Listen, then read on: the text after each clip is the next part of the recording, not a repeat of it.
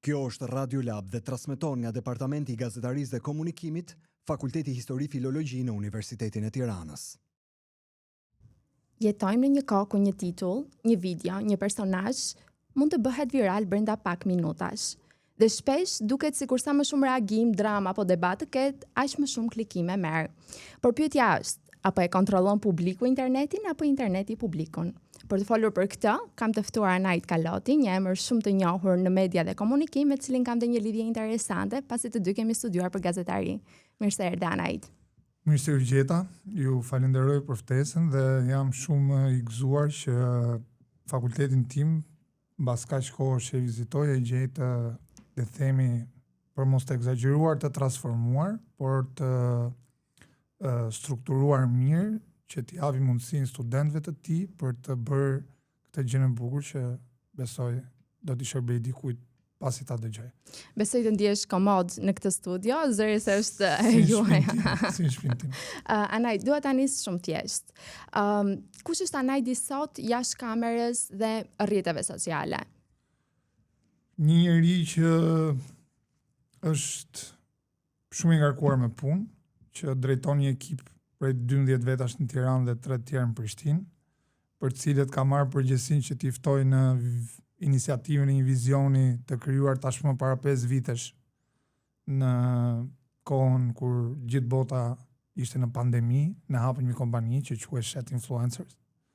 Në pjesën tjetër të ditës, shumë pak kohë për veten apo për familjen, apo le të themi shumë në turistni për të krijuar gjëra të tjera të reja, të cilat mund t'i them këtu dhe për herë të parë, më largojnë pak nga bota digjitale dhe më çon drejt shkuarës një Shqipërie 200 apo 300 vite përpara. Kam krijuar një fermë timen në Korç. Okej. Edhe po mendoj për le të themi vitet 50-60 vjeç për këtë periudhë. Shumë interesante. Kam filluar ta përgatis para, domethënë gjithë javën me teknologjinë, fundjavë si bankier me fermë. E shijon atje tek ferma jote, le të themi. Po. Anajt, ti je pjesë e një industrie ku njerëzit gjykohen, le të themi, brenda 3 sekondash. A mendon se interneti të detyron të kesh një karakter, një personazh dhe jo të mos jesh vetja? Transformimi i njeriut me krijimin e rrjeteve sociale është një pikë themelore të diskutimit të këtij, le të themi, 20 vjeçarit fundit. Patjetër që ne qoftë në sjellje, qoftë në mindset, qoftë në subconsciencë, kemi pësuar një ndryshim, revolucion. Për mos thonë revolucion, për një tjetërsim. Ishte fjala më e dur, një tjetërsim, e cila vjen si pasojë një informacioni të mbi ngarkuar kryesisht dhe si pasojë një jete shumë dinamike për të luftuar që gjithsekush në këtë botën që po zhvillohet shumë shpejt të gjej pozicionin e tij për të qenë efektiv në punën që bën apo në biznesin që ka apo në iniciativat e përditshme. Teknologjia është një forcë shumë e madhe. Unë her pas here marr një shembull shumë thjesht, them që nëse përpara ne hypëm këtij kalit të teknologjisë dhe mësuam se si t'i jepnim kalit, tani ky kali vrapon aq shpejt sa ne mund ta mbajmë thjesht nga bishti dhe të mundohemi që t'jemi pas tij. Dhe të duhet të rezistojmë. Platforma ndryshojnë gjatë gjithë kohës, në 24 orë, ti sa herë që merr një telefon të ri ke një term and conditions që thot nëse do që të na japësh okejin që ndërkohë që platformat ndryshojnë në mënyrë automatike të përditësohen në kohë reale tek telefoni yt, kjo ndodh me gjithë aplikacionet. Ti e pranon atë gjë dhe ti nuk kupton kur je zgjuar mëngjes se çfarë ka ndryshuar në darkë. Kështu që jo dhe pashkas në zyrën time, në fushën ku ne operojmë, kryesisht influencer marketing, jemi vetëm një kompani në Ballkan që e bëjmë këtë punë. Gjysmë e parë të punës, të gjithë punonjësit ose bashkëpunëtorët e kanë kafe dhe lexim, që thot paguhen për të lexuar gjysmë orë në ditë. Me patjetër. Ky është një kusht që ti e ke vendosur për të mirën e tyre. Kush që e kanë vendosur për të mirën e tyre dhe të kompanisë që të marrin vesh çfarë ka ndryshuar kur ne ishim gjumë. E kuptoj. Anaj, siç e the kanë në fillim, ti dhe unë kemi një të përbashkët e cila është gazetaria. Po të ktheheshe në fillim. Pra, në fillim të karrierës tënde, e kishe menduar që rrugtimi yt do të çonte këtu ku je sot? Fillimisht do t'jem falenderues Top Channel që më zgjodhi në vitin 2013 për që një nga konkurrentët e Big Brotherit. Atëherë nuk ishin me VIP, ishte me njerëz normal dhe unë isha njëri i thjesht, për një jetë shumë thjesht. Pastaj qasja me botën e famës, me njerëz të televizionit, me njerëz të lexuar, të komunikueshëm. Me atë fasadë nga ana tjetër që fshihet edhe përpas. Jo, në vitin 2013 nuk është ishte edhe një fasadë e madhe. Domethënë kanë qenë gjërat pak më ishin më të prekshme, më reale. Domethënë nuk luftoi për klikime. Domethënë ishte një media më, le të themi, më soft. Ishte më e butë, kishte pak kulturë më shumë, jo shumë show dinamik edhe luftë klikimesh. Ishte pak më ndryshe. Dhe unë atëherë qasja imi ishte që ose do zgjidhja të vazhdoja ato që kisha mbaruar gazetarin, ose do derivoja në diçka tjetër ngjashme, që krijova shet influencer media industrie quajta unë. E quajta media, sepse bëm dhe bota rrjeteve sociale ka një favor shumë madh që t'jep të mundësinë e live streaming. Ne nga Instagrami fillum bënim ca live, bënim komente me Bigun, me këto. Brandet na u vetë ofruan. Na thanë që kemi interes, kishim numra goxhat mirë 20-30.000 veta në live. Dhe pastaj ajo u kthye në media, bëm një podcast kështu si juve, nisëm me pak gjëra, pastaj ajo u zhvillua dhe më radh. A ka qenë ai momenti që ti ke kuptuar rëndësinë reale të klikimeve, pra kur fillove që po bëje live stream në Ai ishte, nuk është që nuk kisha kuptuar përpara, sepse gazetari kisha studiu. Po ajo ishte një moment kur kuptova që mund të fitoja të ardhura nëpërmjet atyre që kisha mësuar në universitet dhe praktikës të re që po ndiqja në online. Po, duket sikur edhe për publiku preferon më shumë atë pjesën më reale, më spontane, mendimet më, të thëna, le të themi direkt, siç ka qenë. Social media këtë të bën. Domethënë është një publik që do gjëra të vërteta. Edhe spontane. Duke qenë se ti e ke ndjekur hap pas hapi, po themi nga gazetaria tradicionale, siç e the edhe vetë në fillim, pastaj ke qenë edhe pjesë e një produksioni si Big Brother dhe deri tani, çfarë ka ndryshuar më shumë? Pra nga një gazetari tradicionale në atë moderne, sipas teje? Koha është përndarjes së informacionit, e para. Tani vjen informacioni më shpejt. Tani nuk vjen vetëm nga gazetari, po vjen edhe nga publiku. Që thot nëse ndodh diçka jashtë qytetit kur nuk mund ta mbuloj dot, po themi gjithë Shkodra ka një gazetar, kishte në kohën kur unë isha në fakultet. Më duhet ta përshëndes. Ai mund të mbulonte aq sa mundsi kishte. Domethënë ai nuk mund të ishte njëkohësisht dhe në Velipoj dhe në Rjoll dhe në Bushat dhe në Gurdzi brenda një kohe. Sot nëse ndodh një ngjarje, dikush ka një telefon dorë, e filmon atë, ja dërgon një portal online ose një media. Në korale. Dhe ajo shpërndarja e informacionit është pak më dinamike. Pastaj te vërtetësia kam dyshimet e mia. Nga ana tjetër, nga eksperienca jote, çfarë e bën një person që të ndalet edhe të klikojë një përmbajtje? Është më shumë ajo informacioni që duan të marrin apo drama? Kush mendon se fiton midis këtyre të dyjave? Informacioni që duan të marrin apo drama. Informacioni që duan të marrin sipas mënyrës që kanë zgjedhur ta ushqejnë veten, do thoja. Sepse ka që ushqejnë me tituj lajmesh, ka njerëz për shembull unë jam pak thash ndoshta vjen edhe nga instikti i gazetarit, unë du të hyj pak lajmit më thellë, du të tregojmë dhe pak skeptik. Të besoj të bëj dhe pyetjet e kundërta, më kupton, të besoj dhe një të vërtet tjetër. Kurse pjesa më e madhe pastaj normalisht dhuna shet shumë, të rejt shumë. Nuk është vetëm Shqipëri, se thonë vetëm shqiptarët janë. Ja, nuk është vetëm Shqipëri. Në gjithë botën kronikat e zeza është më sensitive, që me do një lajm i keq se sa le të themi një lajm i mirë. Do në kaloj një Ferrari, thonin dikur te rruga Durrësit, nuk bën lajm, o përplas një Ferrari te rruga Durrësit, bën lajm. Me qenë se jemi këtu, a mendon se rrjetet sociale kanë ndryshuar mënyrën se si njerëzit mendojnë dhe reagojnë kohët e fundit? Rrënjësisht. Është ndikimi që marrin, mund ta themi kështu, apo Jo, është mendon që është diçka tjetër? Mendoj që shumë njerëz flasin pak për këtë dhe kjo ishte një pyetje shumë e bukur. Nuk është që nuk është trajtuar nëpër televizione, është trajtuar goxha, po trajtohet me ndoshta njerëz që nuk janë kompetent ose nuk e kanë ndjekur kaq nga afër këtë proces. Unë jam një nga personat që e kanë ndjekur shumë afër këtë proces. Dhe do ta shpjegoj me fjalë shumë thjeshta. Nëse ti nga një story që eno është në, po themi, në një podium, kalon tek story radhës që është dikush po bën plazh në dërmi, dhe shkon tek story tjetër që është Alma Çupi në një mal, dhe shkon te një story tjetër që është jeta është qef, u vran kaq persona dhe u plagosën ca të tjerë. Ti po merr një diversitet informacionesh të ndryshme në pak sekonda. Dhe kjo ty të bën një, le të themi, kullufitës informacioni i papërtypur. Ti e merr gjën në një formë shumë të çrregullt. Dhe pikërisht kjo në subkonsciencën tonë ka bërë që dhe mendimet tona të organizohen në këtë lloj forme.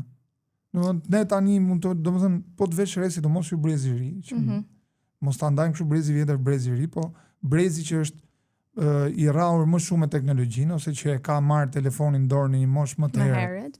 Po, është shumë e vështirë përqendrimi. Jemi pak të çrregullt. Jo të çrregullt, të papërqendrueshëm. Domethënë është shumë vështirë t'ju marrësh ju vëmendjen më shumë se 5 minuta. Pas 5 minutash ka fluturuar vëmendja. Mendon që për shembull mund të ketë ndikuar edhe, po zëm një rast bazik siç është TikToku, ti bën scroll, kalon tek një video tjetër. Kjo është. Unë mora shembull me story, se kryesisht njerëzit kalojnë nga një story në një story, po ka edhe që kalojnë në një reels. E njëjta gjë është. Anaj, a mendojnë që vëmendja është bërë një lloj droge sot? Pra nuk po themi vetëm për influencerat ose personat që kanë mbaruar, kanë studiuar për gazetari dhe janë në televizion. Flasim në përgjithësi. Mendojnë që vëmendja është bërë përveç se një lloj droge edhe trend sot? Çfarë do lloj droge të konsumosh, nuk do harxhosh më shumë para se sa po të paguash për një reels një personazh të famshëm të showbizit për aq sekonda sa ai do punoj për ta realizuar atë reels. Kështu që kam përshtypjen është droga më e kushtueshme. Meqense se jemi këtu, mund të na thuash sa fitim prurës janë personazhet publike? Le të themi për pagesat që marrin, po. Fillimisht duhet të them që shumica atyre me autoritetin plot gënjejnë për pagesat që marrin. Dhe këtë ta thot një profesionist që ka 5 vite që punon me pothuajse 80% showbizit. Këtë e bëjmë për arsyeën që është shumë korrekte nga ana atyre të gënjejnë, sepse do thosh si mund të jetë korrekte të gënjesh. Është biznesi vet. Më kupton, duan ta shesin veten mirë, të rrisin çmimet, thonë 5000 euro sa për reels, 6000 euro. Domethënë gjon ca teorira që realisht nuk maten mirë me terrenin. Ka pay per click, ka return of investment, çdo investim që bën një brand në një fushat apo në një post, ai e ka shumë të matshme mbrapsht në botën digjitale se çfarë arriti që të marrë nga ky investim. Kështu që mund të ketë raste që në një nga gocat e showbizit mund të jetë paguar me këto lloj shifrash, por mund të ketë qenë vetëm një rast i parë dhe i fundit, sepse biznesi bën kalkulimet dhe thotë që unë nuk e paguaj më kurrë këtë njeriu kaq. Kështu që kam përshtypjen janë shumë të fryra. Janë shumë të fryra në bazë të asaj çfarë ndodh në të vërtetë në terren. Anaj, a ka një treg ku tregon se sa më shumë klikime të kesh, aq më shumë vlen ekonomikisht, me që të ishim te kjo? Jo gjithmonë. Çfarë do thotë jo gjithmonë? Për shembull, Kozaku, ta marr si shembull, duke qenë që ishte referuar dhe zoti Tauland Balla para ca kohësh, kur e merr që i vendasi. Kozaku. Megjithse mos të gaboj, ajo video ishte bërë në Greqi, jo në shtetin shqiptar, por megjithatë. Kështu justifikut paktën. Okay. Ky personazh ka një numër shumë madh klikimesh. por nuk mund të t'i qase dot një brendi që ka investuar shumë për më arrit në nivelin e një tregu ku ka fitu besueshmërinë e klientëve dhe me radhë. Pse? Sepse nëse ky sot merr këtë ujin dhe thotë është uji shumë i mirë, mas 3 ditësh mund marrë një ujë tjetër dhe thotë ky uji është më i mirë se ai i pari. Dhe kjo dëmton brandin e parë, le të themi. Në kontraktuesin e parë që investoi në marketing me këtë. Kështu që është jo gjithmonë numrat vlen kur janë të mëdhenj. Domethënë është numri, është kush është bashkë numrit, personazhi. Pastaj ka një madje tjetër, ky personazhi nga vjen. Është futbollist, është gazetar, çfarë do të thotë kjo? Nëse është futbollist, do ta shohim ndeshje kombëtare po u kualifikum. Nëse është gazetar, do ta shohim për ditën e ekran. Kështu që është më afër publikut, influencon më shumë. Më kupton? E kuptoj. Nga ana tjetër anajt, kush mendon se fiton më shumë nga një skandal? Personazhi, media apo platforma? Nga një skandal pyetje e bukur. Kush përfiton më shumë nga një skandal? Personazhit e media apo platforma? Gjo, media nuk është që ka një përfitim shumë të madh, përveç se klikimet. Klikimet për skandalin më të mirë në treg të mundshëm do zgjasin 24 orë. Pastaj ato do ta shpërndajnë gjithë dhe kështu që edhe klikimet do shpërndahen. Personazhi në rastin e skandalit kam përshtypjen që nuk ka çfarë përfiton se është pala e dëmtuar. Platforma është ajo që përfiton më shumë nga gjitha. Instagrami bën këto llogarit ose TikTok ose YouTube. Sa më shumë njerëz që ndrojnë platformë, aq më shumë ai mund të shesi reklama në platformë. Kështu që fund fare Zuckerbergu përfiton më shumë. Apo i bën interneti viral njerëzit e gabuar? Jo, interneti po bën viral njerëzit që po qëndrojnë më shumë në internet. Që shpenzojnë më shumë kohë aty. Po, nëse le të themi gjithë këtë arenën e TikTokut shqiptare kanë marrë në dorë ca njerëz që harxojnë nga 4 orë në ditë live, TikToku nuk bën dot diferencën e Megi Pojanit dhe Blendi Fevziut. Më kupton? Nëse Megi do qëndrojë më gjatë se Blendi në TikTok live, patjetër që do bëj virale atë. Okej, bën sens. Ka personazh që njihen vetëm sepse krijojnë zhurmë online. A është kjo e frikshme për mënyrën se si përformohet publiku ose audienca thënë në këtë rast? Në një të lutem falë, se nuk kuptova. Po thoya që ka disa persona që sot njihen vetëm sepse krijojnë zhurmë online. Pra bëjnë këto, le të themi, viralitetet në mënyrë të gabuar. A është e frikshme mënyra se si po funksionon, mënyra se si po ndikon tek publiku dhe mënyra si formohet publiku? Thash, publiku zgjedh të ushqehet me atë që do. Nuk mund t'i vesh fajin personazhit pse bëhet viral. Duhet t'i vesh fajin publikut pse e ndjek atë që nuk do.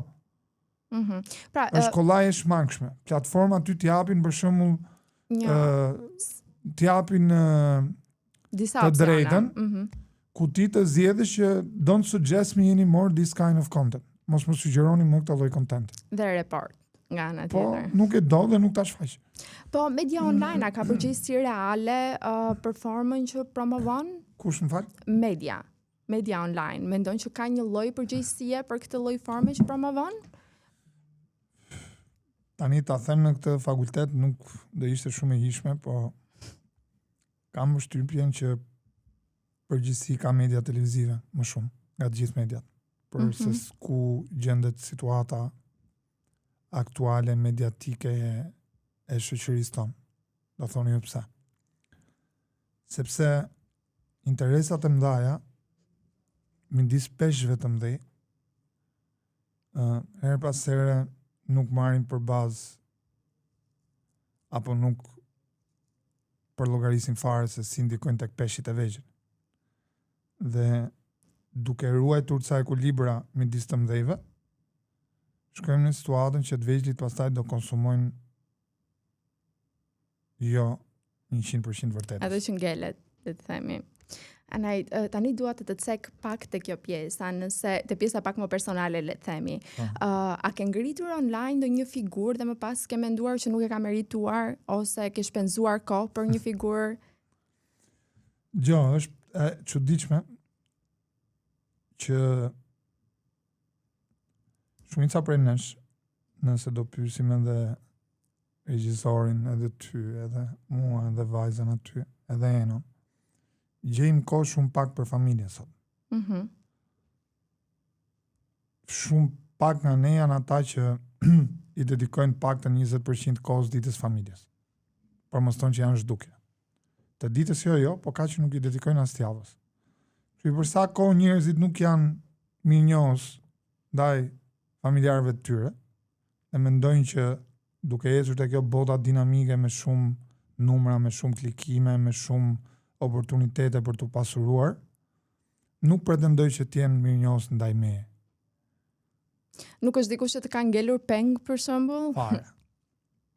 Kam bërë, unë jam kështu peng. Nuk kam pengje unë se unë i atakoj këta që janë të kësaj kategorie. Më kupton? Ne kur e fillum bashkësedimin bashkë, unë u tregova mirënjohës, tash falenderoj median e parë që më dha mundësinë dalë në televizor, që është Top Channel.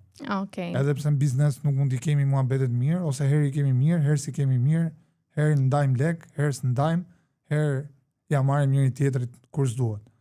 Por gjithsesi unë jam falenderues se më dha mundësia. Sido që shkoj puna. Kurse shumica e këtij tregu janë jo falenderues, me thënë drejtën. Edhe mesazhe për vitrim marr shumë pak urimi, edhe pse mund të kenë marrë më shumë se 100 fatura nga kompania ime për 5 vite. E kuptueshme. Po brezi i ri që po rritet me këto figura online, a duhet të shqetësohemi pak për mënyrën se si po edukohet kjo gjë?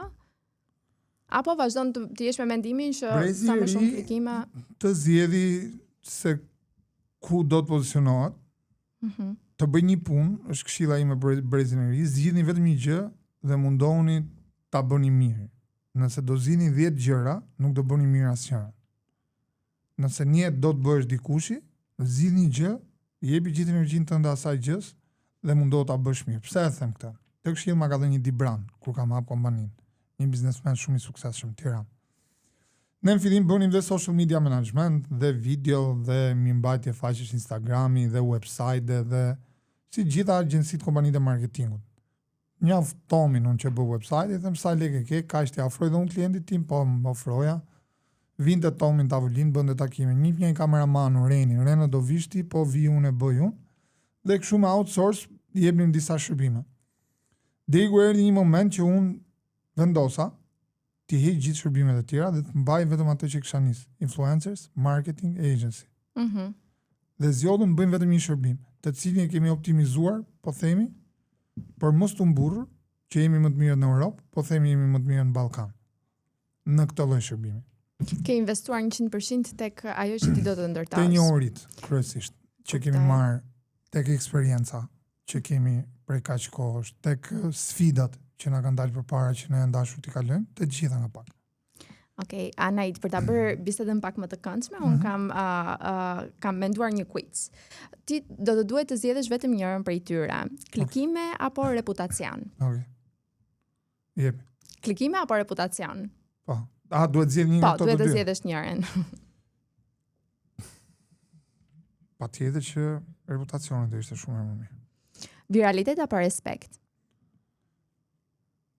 Që mund t'i kesh edhe të dy, ha? Po nëse do të duhet të zgjidhje njërin, për shembull, e ka të dy. Kështu që respekt. Talent apo buj? Punë. Asnjëra. Punë. Gazetar apo influencer? Gazetar apo influencer? Shumë pyetje e bukur. Se si ka ardhur koha sot, do thoya influencer. Nëse do ma bëj këtë pyetje para 10 vitesh, do thoya gazetar. Interneti të jep pushtet apo të konsumon? Interneti të jep pushtet që të konsumosh vetëm. E bukur kjo. Me rrezikshme fama apo harresa? Fama. Më shumë maska apo personalitete reale online? Më shumë maska? Apo personalitete reale? Patjetër që personalitete reale. A blihet sot fama? Kjo është mund të japësh një përgjigje, po ose ja. Shumë shtrenjtë. Okej, mendoj që kjo ishte një nga bisedat më të bukura. Të falenderoj shumë Anaj që ishe sot me ne, ku ndave jo vetëm pjesën e biznesit e klikimeve online, por gjithashtu edhe mënyrën se si ti e ke përjetuar këta. Për mua ishte shumë kënaqësi t'ju kisha sot në studio. Ju falenderoj për ftesën, ju falenderoj për energjinë e mirë studentore që keni dhe ju uroj me gjithë zemrën time suksese. Shumë jo vetëm juve, po kujdo që kalon pragun e këtij fakulteti. Të falenderoj shumë, së bashku do të ndiqemi radhën e ardhshme.